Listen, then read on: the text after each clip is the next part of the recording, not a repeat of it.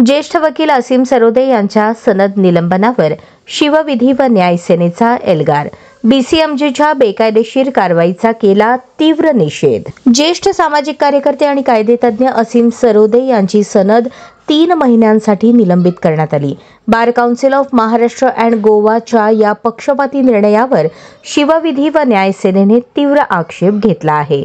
बीसीएमजीची ही शिस्तभंगाची कारवाई व्यापक स्वरूपाची आहे, कारण ती एका व्यक्तीवरील नसून वकील वर्गाच्या संविधानातील आर्टिकल 19(1) नुसार अभिव्यक्ती स्वातंत्र्यावर प्रश्नचिन्ह निर्माण करणारी असल्याचा आरोप सेनेने केला आहे. आपण या विरोधात राज्यभर आवाज उठवणार असल्याचा इशारा advocate Nitin Sonawane, advocate Manoj Kondekar, advocate Varsha Jagtap, advocate Kojal Kadam, advocate Suresh Gaikwad, advocate Darshana Jogdankar, advocate Reshma Thikar, advocate Amol Padwal, advocate Bhakti Dandekar, advocate Baman Shaikh, advocate Tushar Jadhav, advocate Swapna Konde यांनी दिला आहे. बीसीएमजीने घेतलेला हा निर्णय राजकीय हेतूने प्रेरित असून तो ॲडव्होकेट असीम सरोदे यांच्या संविधानिक हक्कांवर गदा आणणारा आहे. या अन्यायकारक निर्णयामुळे संपूर्ण राज्यभरातील वकील वर्गात तीव्र असंतोष पसरला आहे.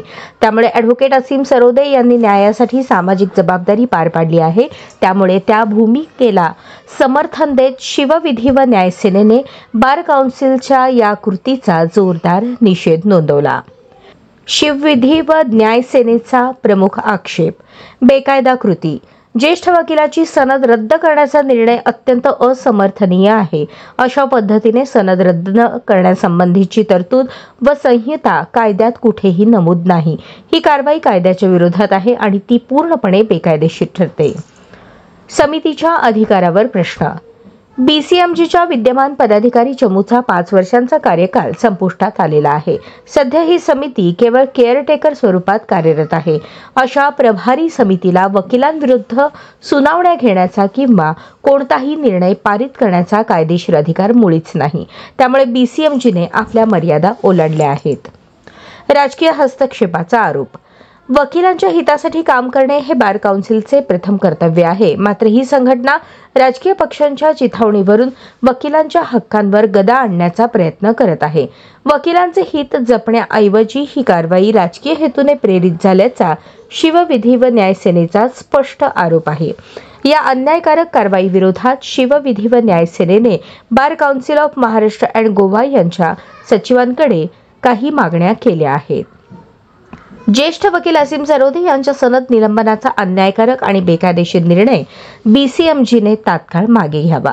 बार काउन्सिलने वकिलांच्या हितासाठीच काम करावे आणि संघटनेतील राजकीय हस्तक्षेप व वावर तात्काळ मोडून काढावा.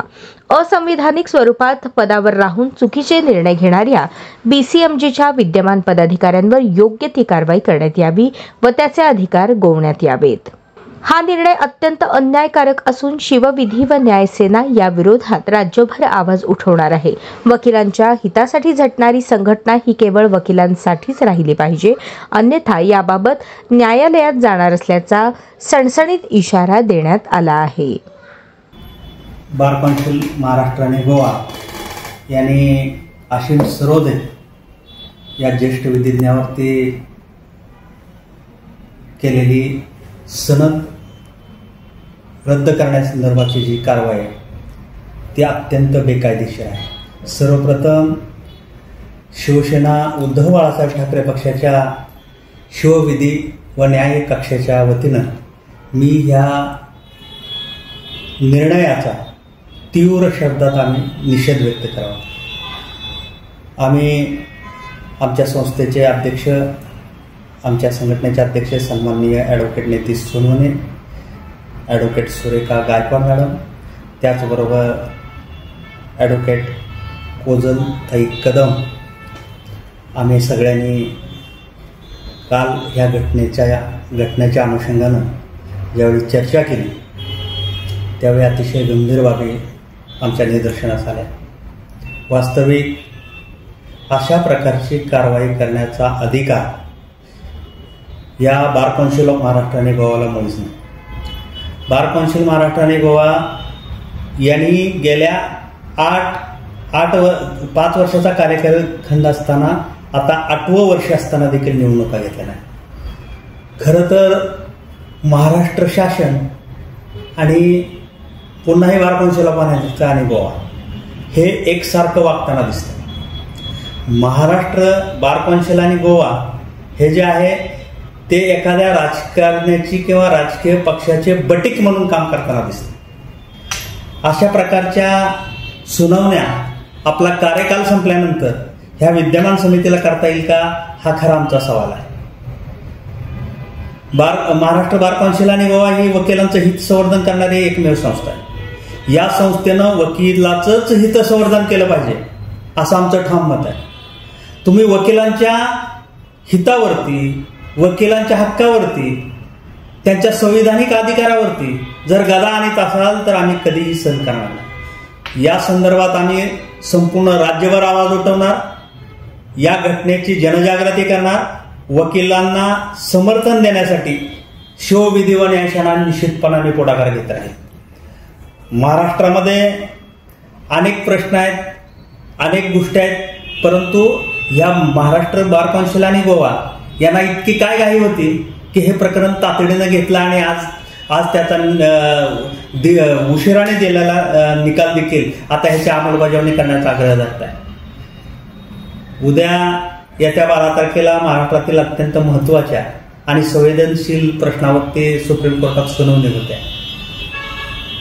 संपूर्ण राज्यभर सर्वसामान्य जनतेत देखील ही चर्चा आहे की केवळ असीम सरोदेंनी या केसच्या अनुषंगानं तिथं वकिली करू नये, याच हेतूसाठी, या दुष्ट हेतूनं अशा प्रकारची कारवाई केली. खरं तर ही संघटना नेमकं कोणाचं हित संवर्धन करायला चालले आहे? राजकीय पक्षाचे बटीक म्हणून काम करताय का? तर हे आम्ही आताही चालू देणार नाही. ह्यांचा कार्यकाल संपल्यानंतर अशा प्रकारच्या सुनावण्या निश्चितपणाने बेकायदेशीर आहेत. कारण आतापर्यंत आम्ही बघतोय की वकिलाचं हितसंवर्धन बाजूला राहतं आणि नको त्या गोष्टीला हित खतपाणी दिलं जात आहे. वास्तविक विधान परिषदेचे सन्माननीय राहुल नार्वेकर असतील किंवा कोश्यारी भगतसिंग असतील, त्यावेळेचे राज्यपाल यांच्याविषयी जे काही शब्दावली असेल किंवा ज्या बाबीवरती भाष्य केलं असेल ते काही न्यायाधीश नाहीत, न्यायमूर्ती नाहीत, त्यांची अवहेलना होण्याचा प्रश्नच येत नाही. ह्याच्यावरती अनेक वेगवेगळ्या माध्यमातून टीका टिप्पणी होत असते. सर्वसामान्य नागरिक म्हणून आपण टीका करत असतो.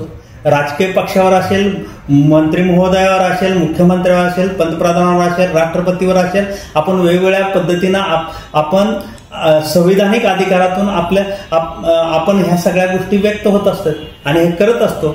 असं असताना जाणीवपूर्वक बार काउन्सिल ऑफ महाराष्ट्र आणि गोवा जर हेतू पुरस्कर असीम सरोदेला रोखत असेल तर आम्ही हे सहन करणार नाही. यासाठी आम्ही राज्यभर वेगवेगळ्या माध्यमातून जनजागर करणार आहोत आणि वकिलांना देखील सन्मानाची वागणूक मिळावी यासाठी आमची ही विधी व न्यायशाळा कार्यरत राहील.